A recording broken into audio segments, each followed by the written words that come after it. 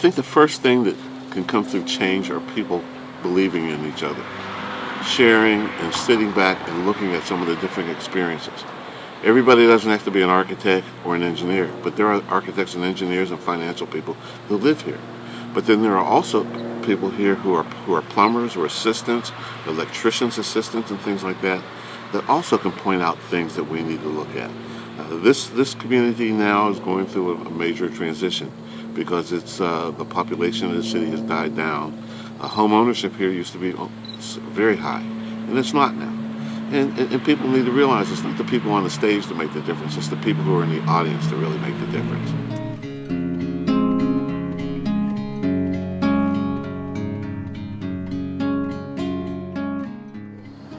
It started out, my mother wanted a ride to one of her meetings, and I went inside, and before the night was out, I was running for a committee man spot against one of the people that I most respected in the world, and he pulled me aside afterwards and he told me, I beat you this time, and he said, and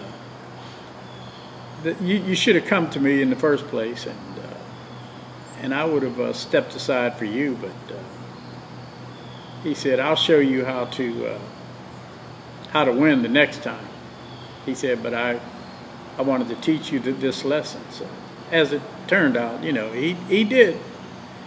And I won the next time I came out for committee man. I won by as many votes as I lost against him the first time. So his information and mentoring helped me. And from that time, I started running for politics in the neighborhood.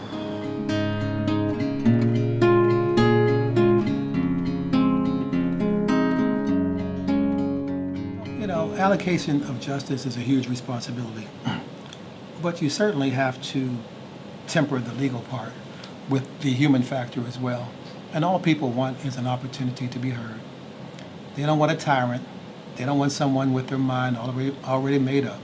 They want somebody who's going to listen to them and make a decision based on what they've heard. I've had people who have lost their cases and have come to me and thought that they were treated fairly. So it's not that they always have to win. They just want an opportunity to be heard. And that's the important thing. The rule of law certainly applies. You can preserve an issue at this level all the way up to the U.S. Supreme Court if they deem it important enough to take a listen at it. But the community issues is what I'm really good at, and that's what I do. And they created these courts just so folks don't have to wait for months and months to get downtown in front of a judge. The judge is right here in these community courts. And you should be from the community because you're dealing with community issues. And sometimes you're going to know the folks. That's why the court was created, for you to hear issues, even involving people that you know, and just make the best call that you can. And be fair. That's important. Be fair.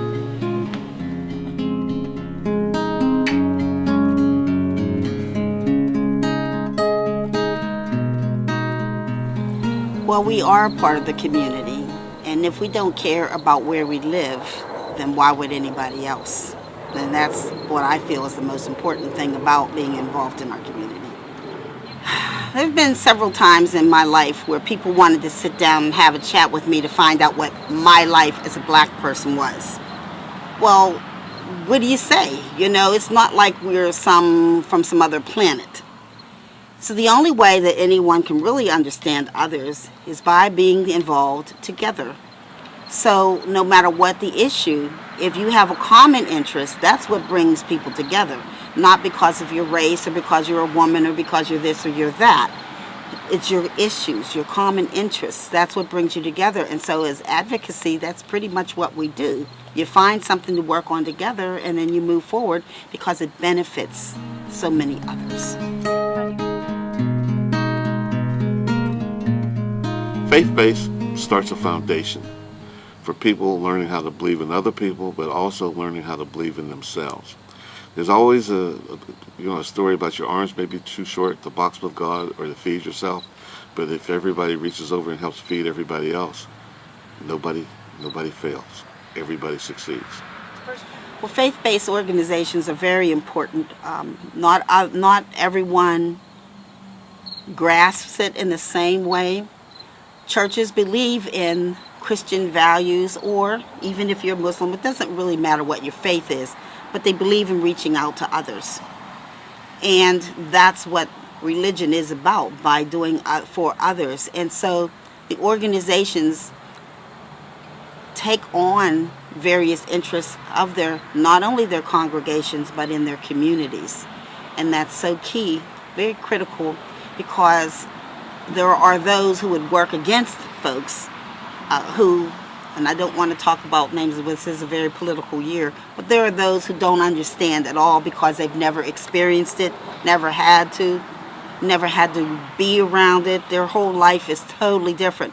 So if we don't have organizations, faith-based or community, to speak up for others and to show and to give the examples and work together, I don't know where we'd be.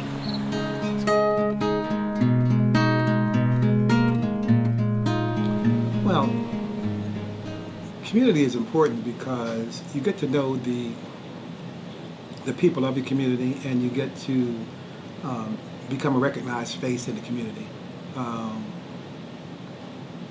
Growing up in the public housing community, my mom and dad made sure that we had a sense of community, recognizing where you live, where you came from, and never forgetting that.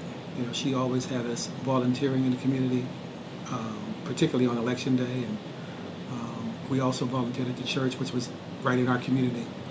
And having a sense of community provides ownership. Yeah, because if you love your community, then you're going to do what you can to invest in it to make it a better place.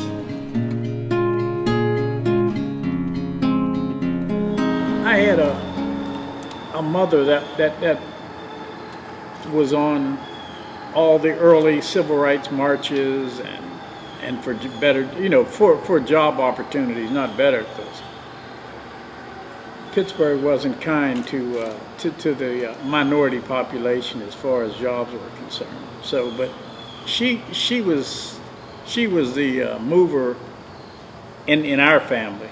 My dad was a hard-working guy that he would get up in the morning and go out, work till it got dark, and then he would come home. But she was the one that was a activist, community activist. She was out there just about every march, So that's how my community involvement got started. I was hoping that during my mother's lifetime that I would have accomplished being elected to my present position, but at the time she had suffered from stroke, a cerebral hemorrhage, and then Alzheimer's set in after that. So I don't know whether she ever realized it or not, that I was elected. I think that I have always had this need. If I looked around anywhere, if I was involved in anything or a part of something, and I looked around and I may not have seen anyone like me, or someone who just wasn't speaking up on my behalf or that of others, that my little mouth would kind of go. And sometimes that kind of got me into places that I never would have thought, but I once tagged, I didn't step down. If you involve yourself in something that's bigger than yourself, then what it does, it takes the focus off of you. And oftentimes, young people are focused on themselves. I mean, we have these corporations who are figuring out a way how to captivate someone's time. When I was a child, we had 24 hours in a day to function. Now that I'm an adult, we still have the same 24 hours, but we're trying to squeeze all of these other things into that same 24 hours in each day. So sometimes we have to, put the phones down unless it's going to advance a good cause or a worthy idea. So it's very important to have something in front of you that you're reaching for each and every day. And it's very important to take the focus off of yourself and put it on something else, something that's worthwhile, something that's meaningful. something that's going to help the community, which will ultimately help yourself? First time I volunteered, I guess, was being a Cub Scout. You know, I got a patch for it, and that was a big reward for me to get a patch for it when you had to go through that. And we all had, you know, in this area, it was a phenomenal. It was always a great mix. When I grew up in Homewood, after we moved here, and you just have to be able to reach out. So it's just helping someone else. You know, I learned, help the lady across the street. Well, people inspired me, but they also rewarded me with serving 30 years there. And in a sense, you know, it was my last 6 or 7 years, it was all about them. You're looking at a politician who never had a press conference in 30 years. I always just took the time, instead of wasting my staff's time and say, this is what great we're doing or something else we're doing, we would go out and just do it.